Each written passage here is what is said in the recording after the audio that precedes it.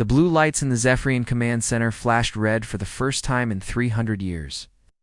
Ambassador Kale Thyros stood before the massive screen showing his homeworld burning. The tall alien's skin, normally a calm blue color, now flickered with orange patterns of fear and anger. "How many worlds have we lost now?" he asked his aide, a smaller Zephyrian named Vex. "7, sir. 7 worlds in 3 months. The Vrak are moving faster than we ever imagined possible." Kale closed his large eyes and tried to calm himself. Zephyrian Alliance had been peaceful for centuries. They built beautiful crystal cities that sparkled in the light of their suns. They created art, music, and poetry. They had never needed to fight anyone because they had always been able to talk their way out of problems. But the Vrak did not talk. The Vrak only ate. The insect-like creatures had appeared from the empty space between galaxies like a nightmare. Made real, each Vrak was the size of a small building with black armor that covered their entire body.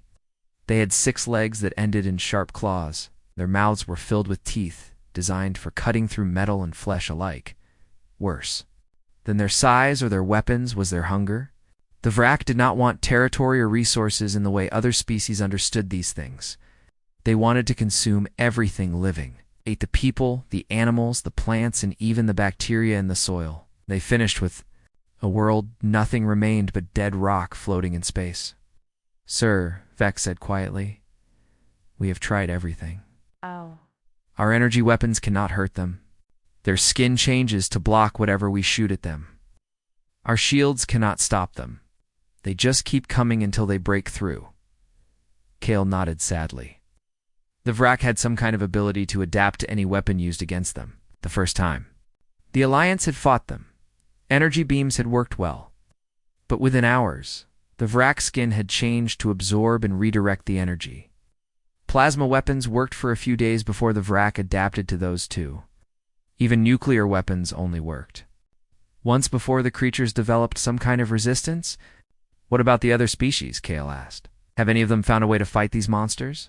"Yeah, Manthuri tried using their sonic weapons. The Vrak adapted in 6 hours. Yeah. The ethereal cloud people tried poison gas. The Vrak started breathing it like air within a day.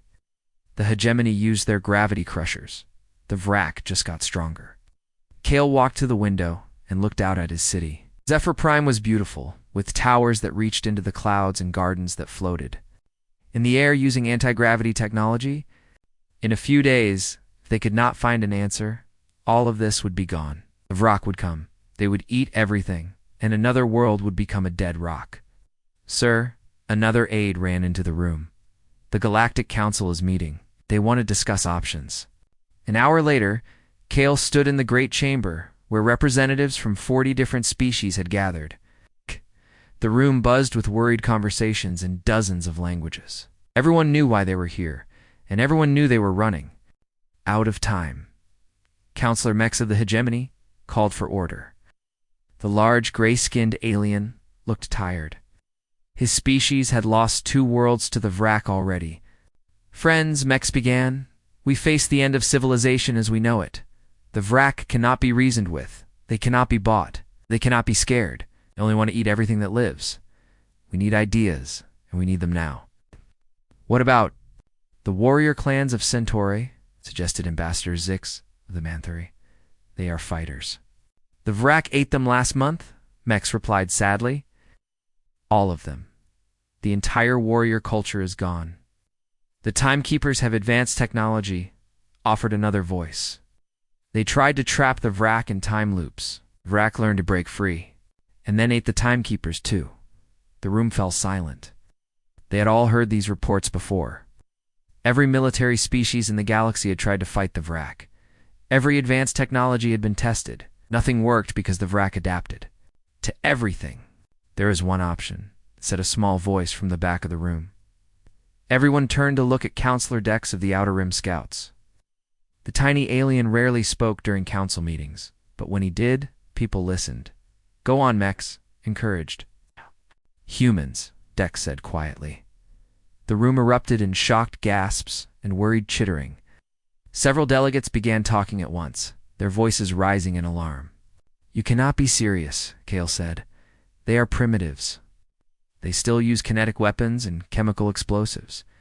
They are dangerous, added Ambassador Nix of the Peaceful Worlds Coalition. Our scouts report they have been fighting something.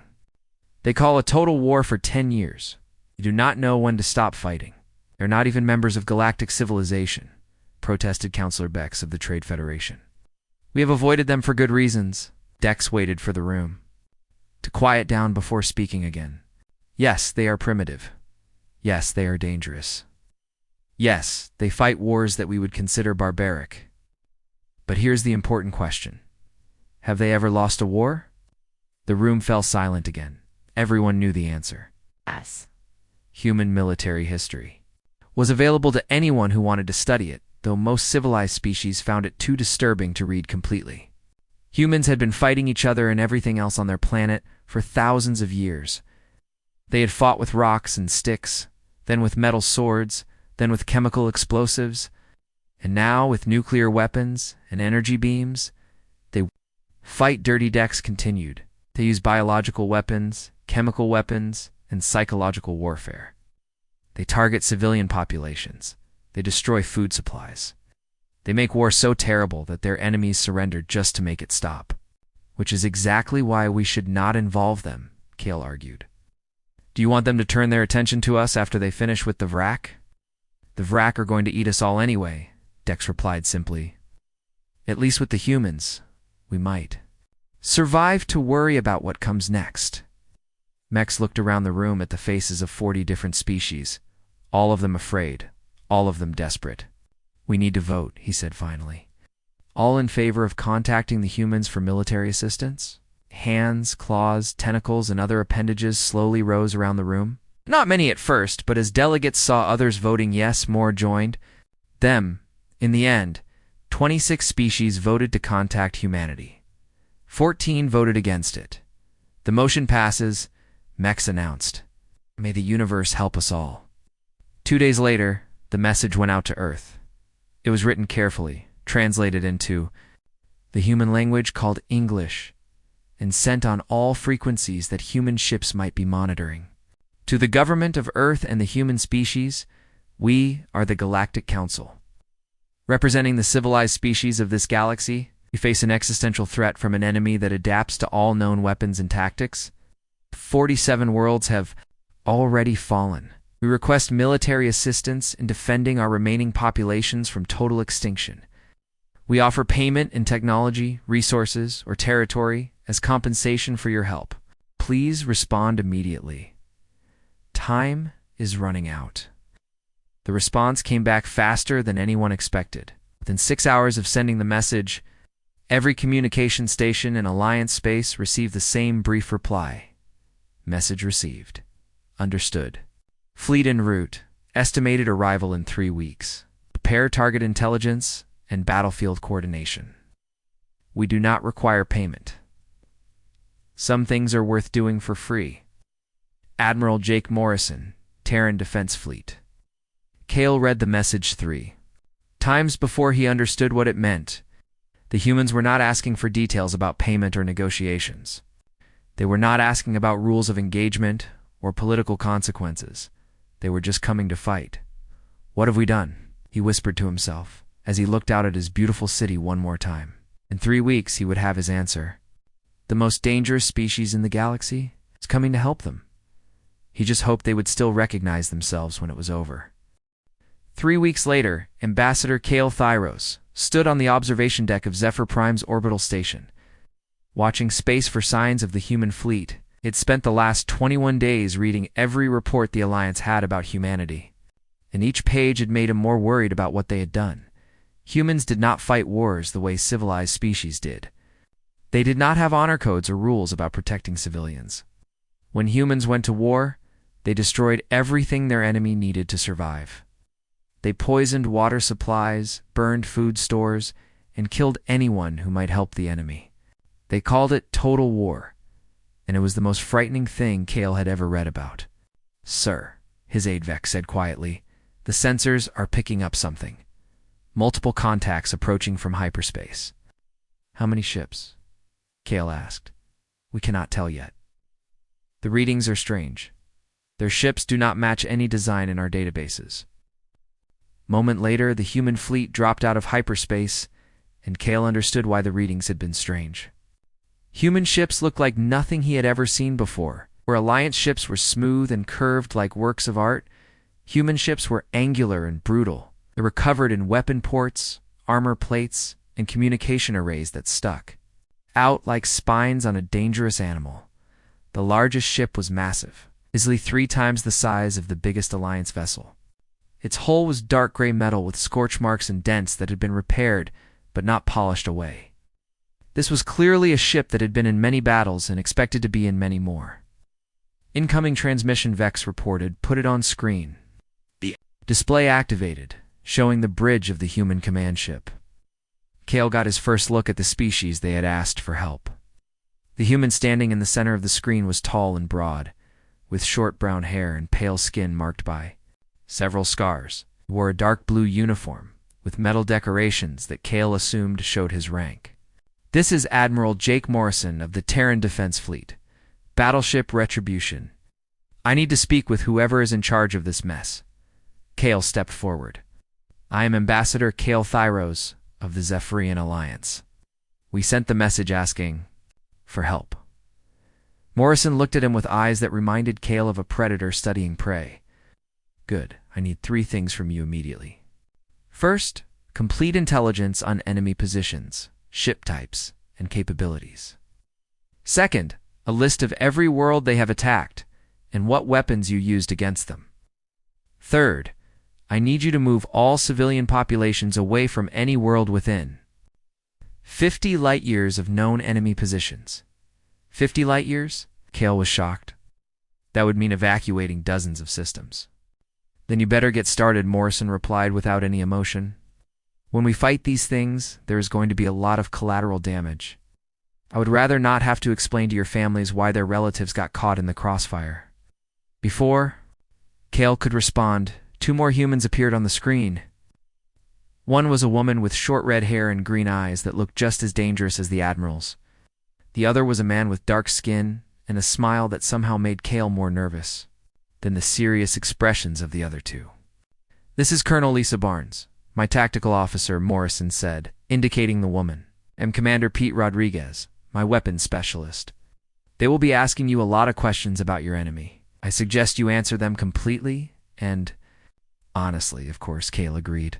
We've prepared all our intelligence files for your review, but I must ask, what makes you think you can succeed where everyone else has failed? Vrak adapt to any weapon we use against them. Morrison's expression did not change, but Rodriguez grinned wider.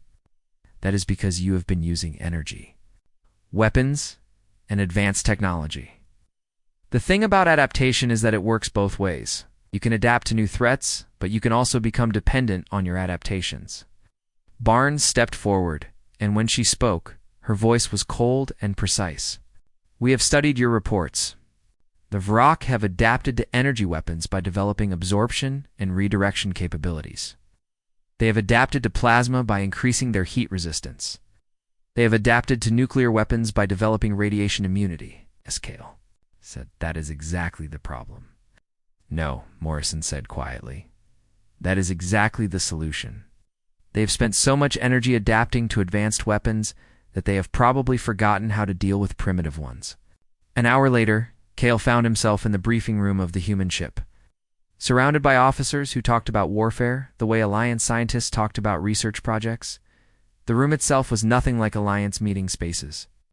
Instead of comfortable chairs and soothing colors, there were metal seats bolted to the floor and walls covered with weapons, diagrams, and tactical displays. Colonel Barnes stood at the front of the room, pointing to a holographic display that showed the Vrak fleet positions. Standard swarm tactics, she said to the assembled human officers. They rely on overwhelming numbers and adaptive defense. They send probe attacks to identify weapon types, then modify their entire fleet to counter those weapons. Weakness? Asked a human captain, whose nameplate read Foster. They are reactive, not proactive, Barnes replied. They wait to see what you shoot at them before they adapt. That gives us a window of opportunity if we can hit them with something they have never seen before. Commander Rodriguez activated another display, this one showing human weapons systems. Kale was horrified by what he saw. Instead of clean energy weapons, the humans had brought kinetic projectiles, chemical explosives, biological agents, and devices whose purpose he could not even guess. The beauty of human warfare, Rodriguez explained to the room, is that we never put all our faith in one type of weapon. When energy weapons were invented, we kept making bullets. When plasma cannons were developed, we kept making chemical explosives. When nuclear weapons became common, we kept researching biological warfare. That seems inefficient, commented one of the Alliance observers who had been allowed to attend the briefing. Morrison looked at the alien with an expression that might have been amusement. Inefficient? Maybe. But when everyone else is using energy weapons, suddenly the guy with a kinetic projectile has a big advantage. Captain Foster raised his hand. Sir, what about their numbers? Intelligence reports suggest millions of VRAC ships. Numbers only matter if you fight the kind of war they expect, Morrison replied. We are not going to line up our ships and shoot at theirs until someone runs out of ammunition. We're going to hit them where they are not expecting it, with weapons they have never seen, in ways that will make them wish they had stayed in whatever dark corner of space they came from. The briefing continued for 2 hours, and with each minute, Kale became more convinced that asking for human help had been a terrible mistake. These people did not just plan to fight the VRAC, they planned to destroy them so completely that nothing would remain. As the meeting ended, Morrison approached Kale. Ambassador, I want you to understand something. We did not come here to save your worlds and then go home. We came here to eliminate a threat to galactic civilization. When we are finished, the VRAC will no longer exist as a species. Is that what you wanted? Kale looked into the human's eyes and saw something that terrified him more than the VRAC ever had. He saw absolute certainty. Morrison was not hoping to win or planning to try his best. He was stating a simple fact about what was going to happen. Do not know, Kale admitted quietly. Then you better figure it out quickly, Morrison replied. 'Cause ready or not, the war starts tomorrow. As the Alliance delegation returned to their own ship, Kale realized that they had made a choice that could not be undone. They had asked the most dangerous species in the galaxy for help, and now they were going to discover exactly what that meant. The humans were not coming to save them. The humans were coming to win. And Kale was beginning to understand that there might be a very important difference between those two things. The first battle began at dawn on Kepler 7, a small mining world on the edge of Alliance space. The VRAC had been moving toward it for 3 days, and every computer model showed the same result. The world would fall within hours, just like all the others. But this time, humans were waiting. Captain Ryan Foster stood on the bridge of his destroyer, the USS Vengeance, watching the VRAC fleet approach on his tactical display. Behind him, Alliance observer Mira tried to understand what she was seeing. The human ship was nothing like Alliance vessels. Where her people built smooth, elegant craft that looked like sculptures, this human ship looked like a weapon that had been built around an engine. Contact in 30 minutes, reported the human weapons officer, a young woman whose nameplate read West. Any response to our surrender demands? Foster asked. Mira was confused. Surrender demands? I thought the VRAC do not communicate. Foster glanced at her with what might have been amusement. They do not. But we sent the message anyway. It is a human tradition. We always give the enemy one chance to walk away before we destroy them completely. That seems pointless if they cannot understand you. Maybe. But it helps us sleep better at night knowing we tried. Mira did not understand how these humans could be so casual about what was about to happen. In 30 minutes, they would face an enemy that had never lost a battle. The VRAC fleet consisted of over 200 ships, each one the size of a small moon. The human force was 12 ships, and most of them were smaller than a single VRAC vessel. Sir, West called out, enemy fleet is entering weapons range. They're forming their standard attack pattern. Foster nodded. Just like the intelligence. Reports said they would. Rodriguez was right. They really did not change their tactics. He turned to address his crew. All right, people. Remember, these things adapt to whatever we shoot at them. so we are going to shoot them with something they have never seen before. Load kinetic penetrators, tungsten core, maximum velocity. Mira watched the weapon's display change. Instead of the energy readings she was used to seeing, the screen showed solid projectiles being loaded into launch tubes. "Those are just metal rods," she said, confused. "Tungsten rods," Foster corrected. "Each one weighs 5 tons and will be traveling at 12% of light speed when it hits the target. No energy signature, no exotic particles, no advanced technology, just good old-fashioned kinetic force." The Vrak ships opened fire first, sending streams of energy toward the human fleet. But the human ships did not try to block the attacks with shields or armor. Instead, they simply moved out of the way, dancing between the energy beams like fighters avoiding slow punches. "Why are they not using shields?" Mira asked. "Not need them," Foster replied, still watching his display. "Energy weapons travel at the speed of light, but they still have to be aimed. If you can see the weapon charging up, you can move before it fires. The Vrak are used to fighting people who stand still and try to absorb the damage." The human ships scattered in all directions, making it impossible for the Vrak to target more than one at a time. Then, when they reached maximum range, Foster gave the order Mira would remember for the rest of her life: "Fire everything." The human ships launched thousands of tungsten rods toward the Vrak fleet. On Mira's sensors, the projectiles barely registered.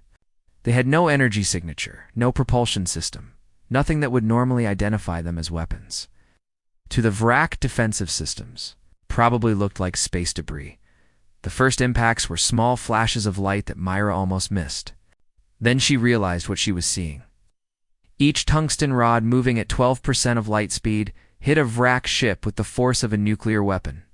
But instead of the expanding energy blast of a bomb, the kinetic energy was focused into a single point that punched through the Vrak armor like a needle through paper. "Direct hits on 17 targets," Wes reported. "All targets showing catastrophic ischemic damage." Mira watched in horror as 17 Vrak ships, each one previously considered invincible, began breaking apart.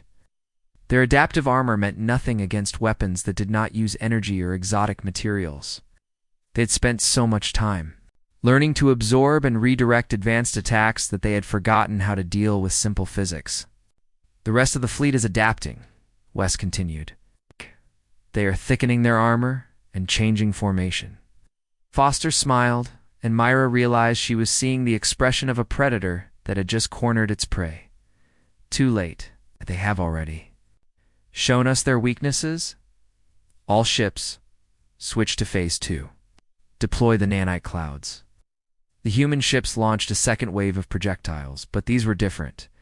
Instead of solid rods, they released clouds of tiny machines that spread through space like fog.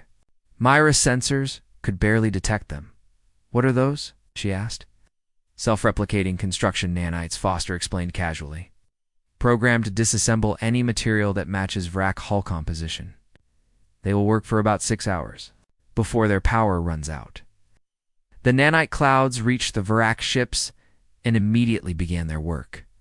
Mira watched in fascination and horror as the massive alien vessels began dissolving from the outside in. Their thick armor, their adaptive systems, their powerful weapons, all of it turned to dust as the microscopic machines took them apart, molecule by molecule. "This is impossible," she whispered. "How did you know this would work?" "We tested it," Foster replied simply. 3 months ago, we captured a Vrak scout ship. We tried every weapon in our arsenal against it until we found something that worked. Then we built more of those weapons. You experimented on them." Foster looked at her with an expression that reminded her uncomfortably of the way a scientist might look at an interesting specimen. "We experimented on their technology, just like they have been experimenting on your worlds to see what works. Best for eating civilizations." The battle, if it could be called that, was over in less than an hour. 200 Vrak ships had been reduced to scattered debris floating in space. Not a single human vessel had been damaged, but the humans were not finished. As Mira watched, Foster's ship and 3 others moved toward Kepler-7 itself. The planet's surface was covered with Vrak ground forces that had been preparing to strip the world of all life. What are you doing now? Mira asked. Pest control, Foster replied. He activated the ship's communication system and spoke to his weapons officer. West, prepare the atmosphere cleaners. Atmosphere cleaners? Mira was afraid to ask what that meant. Biological agent designed specifically for Vrak physiology, Foster explained, as if he were discussing the weather. It will make the air toxic to them but harmless to any other life form on the planet. They will have about 10 minutes to evacuate before their respiratory systems shut down. You are going to poison them. They came here to eat everyone on this planet, Foster replied, his voice suddenly cold. Men, women, children, animals, plants, everything that lives. You think we should give them a fair fight? The human ships began releasing clouds of gas into Kepler-7's atmosphere. Within minutes, the Vrak ground forces were in full retreat, rushing back to their landing craft and trying to escape into space. But the human ships were waiting for them. No survivors, Foster ordered. The retreating Vrak ships were destroyed one by one as they tried to flee the planet. Some made it into space, but the human vessels hunted them down with the patience of experienced predators. How can you be so calm about this? Mira asked. You are committing genocide? Foster turned to look at her, and for the first time she saw something other than casual professionalism in his expression. She saw anger, cold and controlled, but unmistakably present. They started this war by deciding that every other species in the galaxy should die so they could have more food, he said quietly. We are just finishing what they started. The only difference is that we are better at it than they are. As the last Vrak ship exploded, Foster activated the communication system again.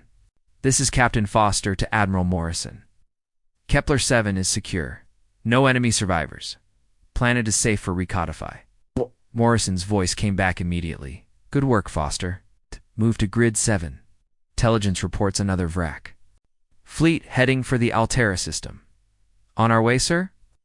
As the human fleet jumped to hyperspace, Mira sat in stunned silence. In 1 hour, she had watched humans do something that no other species had managed in months of fighting. They had not just defeated the Vrak, they had made it look easy, but what terrified her most was the realization that this was just the beginning. The humans were not planning to fight a defensive war, they were planning to hunt down every Vrak in the galaxy and destroy them all. And from what she had just seen, they were very good at hunting. 6 months after the first human victory, the war had changed completely. The Vrak, who had never retreated from anything, were running.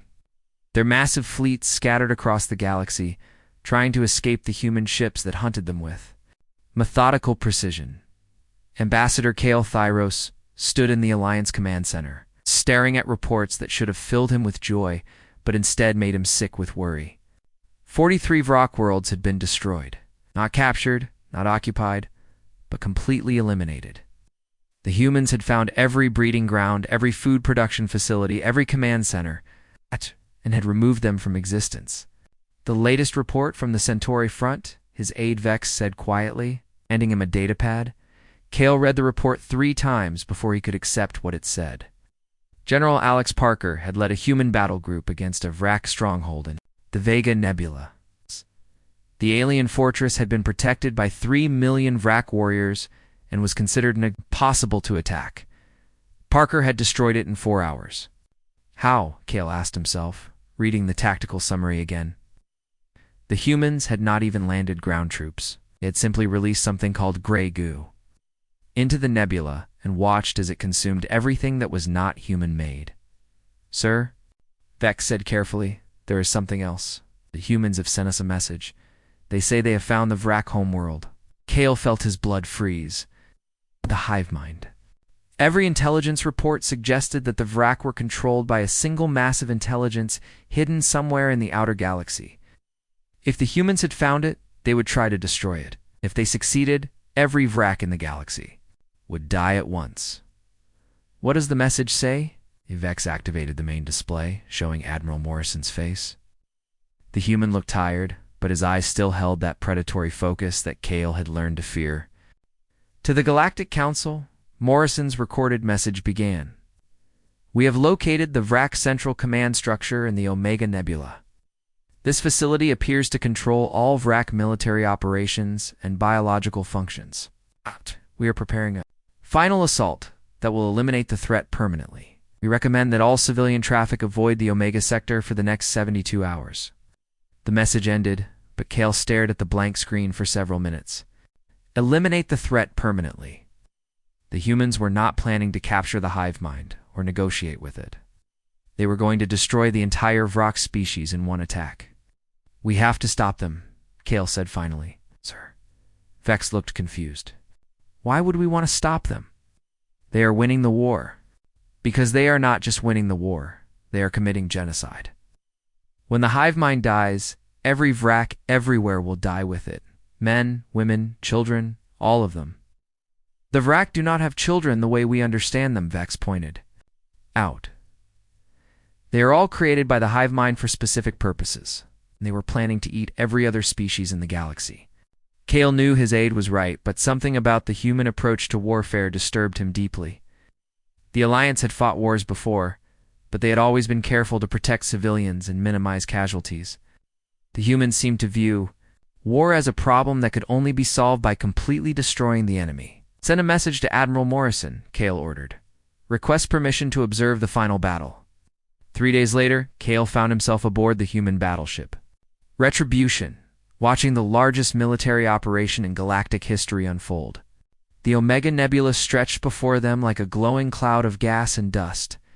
Beautiful and terrifying at the same time, somewhere in that nebula was the Vrak hive mind, a biomechanical construct the size of a small moon that had been controlling the insect species for thousands of years. Protecting it were the largest concentration of Vrak ships ever assembled. Over 10 million vessels that had been recalled from across the galaxy for this final battle, reported Commander Harley. West, Morrison's tactical officer, enemy fleet is forming defensive positions around the central structure. They are using the nebula gas as cover. Morrison nodded, studying the tactical display with the same calm expression he had worn during every battle Kale had observed. Expected. They know this is their last stand. They will fight harder than they ever have before. We are outnumbered 10,000 to 1, West continued. Sounds about right for a fair fight, Morrison replied, and several human officers chuckled. Kale did not understand how these people could joke about odds like that.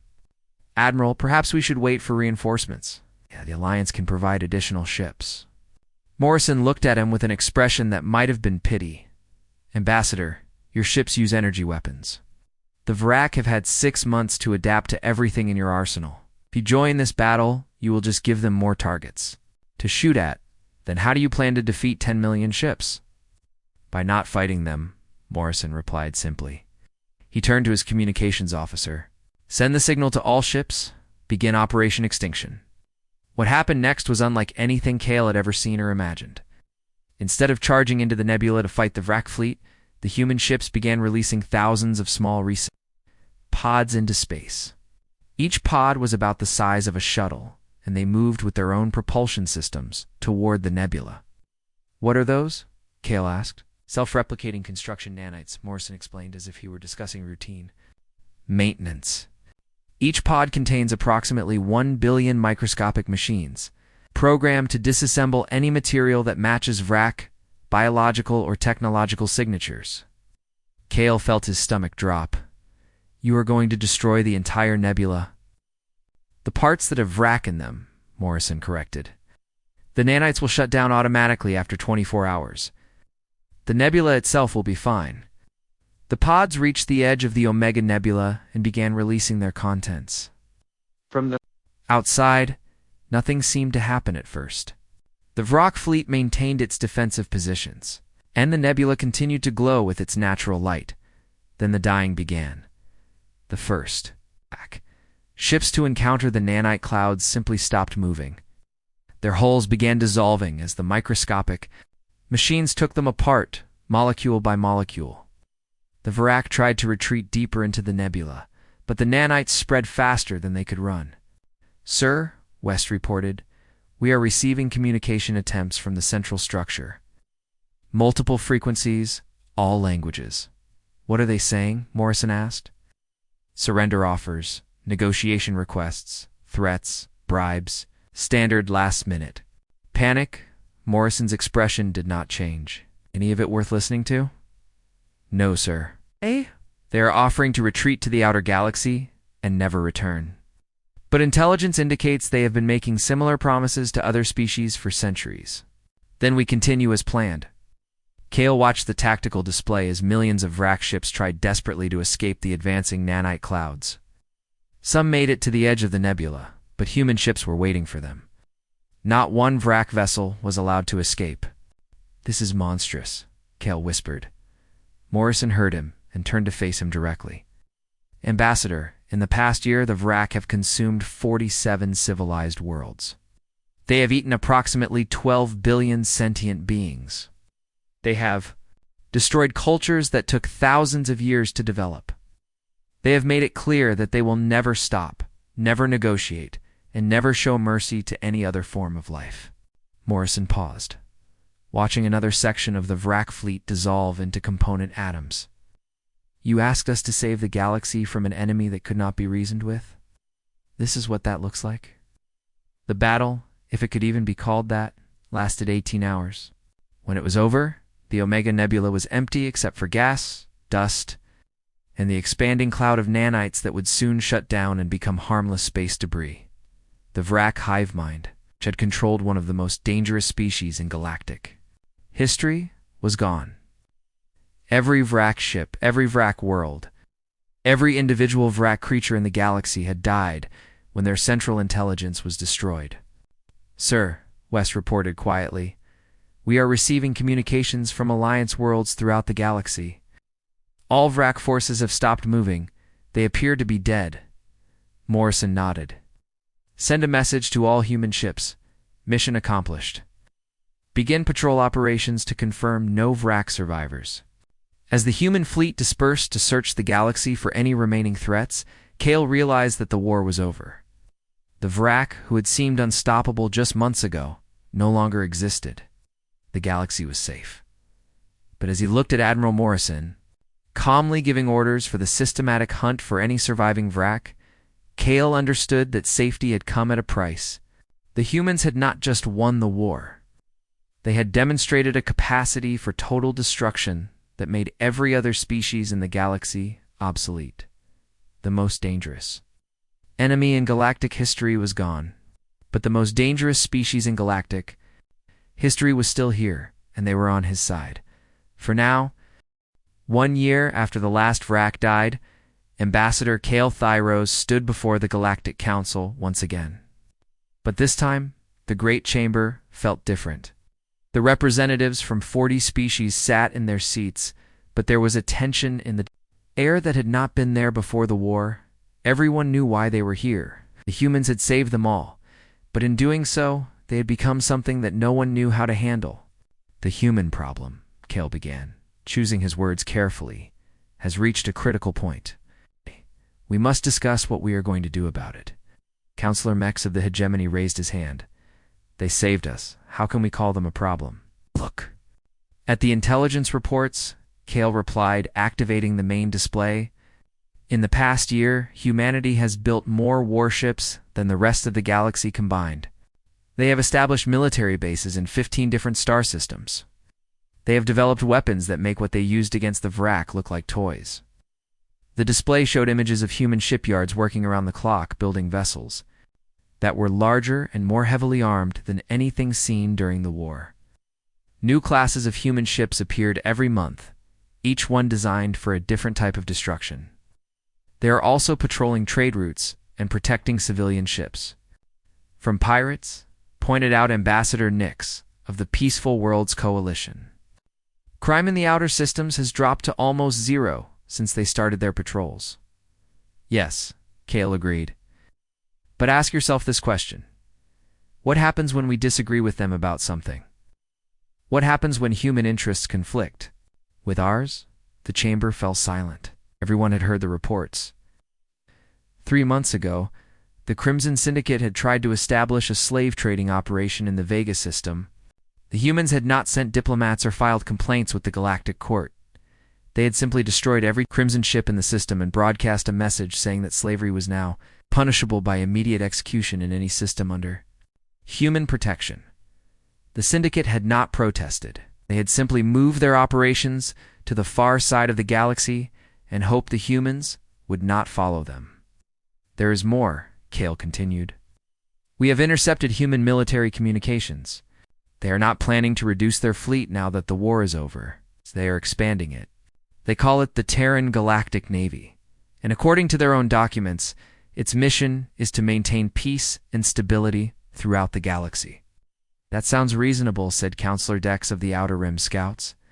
Under a human definition of peace and stability, Kale replied, which means that anyone who threatens human interests or human allies will be eliminated. Not negotiated with, not contained. Eliminated. Vex's aide activated another display showing recent human military exercises. The footage was difficult to watch. Human ships practiced destroying entire star systems using weapons that turned suns into supernovas. They tested biological agents that could kill every living thing on a planet in ours. They developed nanite swarms that could disassemble orbital stations faster than evacuation ships could launch. Why are they developing weapons like this if the war is over? Asked Ambassador Zix of the Mantheri. Before Kale could answer, the chamber's main screen activated without any input from the council. Admiral Morrison appeared, but he was wearing a different uniform now, instead of the dark blue of the Terran Defense Fleet. He wore the black and silver of the new Terran Galactic Navy. His rank insignia showed that he was no longer just an admiral. He was now Fleet Admiral, commander of all human military forces. Counselors, Morrison said, his voice carrying the same calm authority it had during the war. I hope you do not mind the interruption, but we have been monitoring your discussion, and I thought it would be helpful if I provided some clarification. The chamber erupted in shocked voices. Several delegates began protesting that their communications were supposed to be private and secure. Morrison waited for the noise to die down before continuing. First, yes, we are monitoring your communications. We are monitoring everyone's communications. It is necessary for galactic security. Second, yes, we are building more ships and developing more weapons. The Vrak were not the only dangerous species in the galaxy. They were just the most obvious.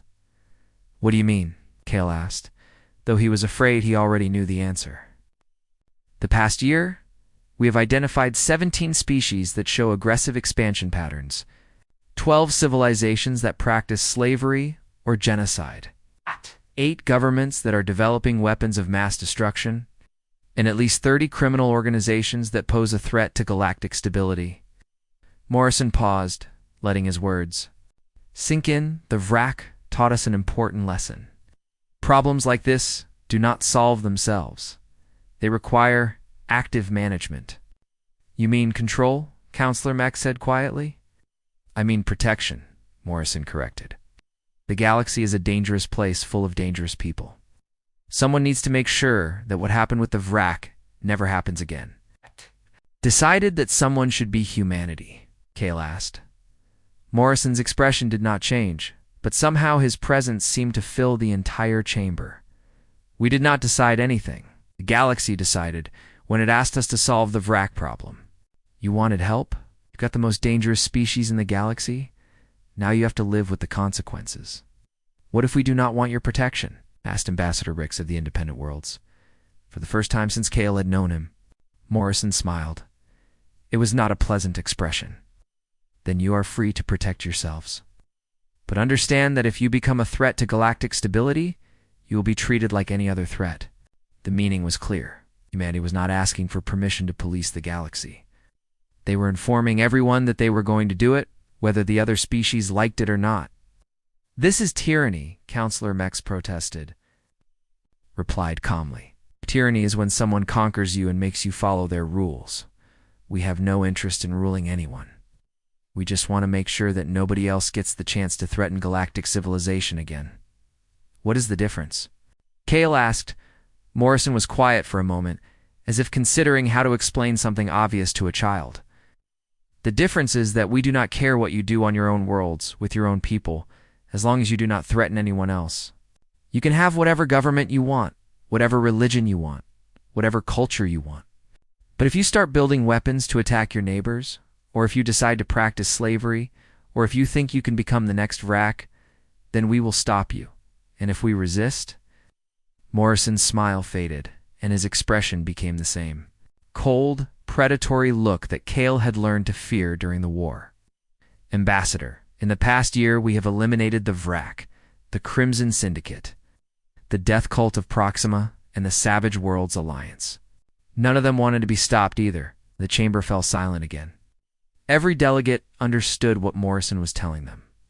Resistance was not just futile, it was fatal. "I want to be very clear about something," Morrison continued. "Humanity does not want to rule the galaxy. We have enough problems managing our own worlds. But we will not allow another species to threaten galactic civilization the way the Vrak did. The choice of how we interact with you is simple. You can be our friends, our allies, our trading partners, our neighbors. Or you can be our enemies. But you cannot be a threat." Morrison's image flickered and disappeared, leaving the council. Chamber in stunned silence. Finally, Counselor Mech spoke. "What do we do now?" Kale looked around the chamber at the faces of 40 different species. All of them afraid, all of them powerless, all of them dependent on the goodwill of a species. That had just demonstrated it could destroy anyone it wanted to. "We'd be very, very careful," Kale said quietly. "We wanted help. We got the most dangerous species in the galaxy. Now we have to hope they stay on our side." Outside the council chamber, human ships patrolled the space lanes, human agents monitored communications networks, and human scientists continued developing weapons that could destroy entire civilizations. The age of human hegemony had begun, and whether the galaxy liked it or not, humanity was now in charge. The other species could choose to accept it gracefully. They could join the growing list of threats that had been permanently eliminated. But they could not change it. The most dangerous species in the galaxy was here to stay,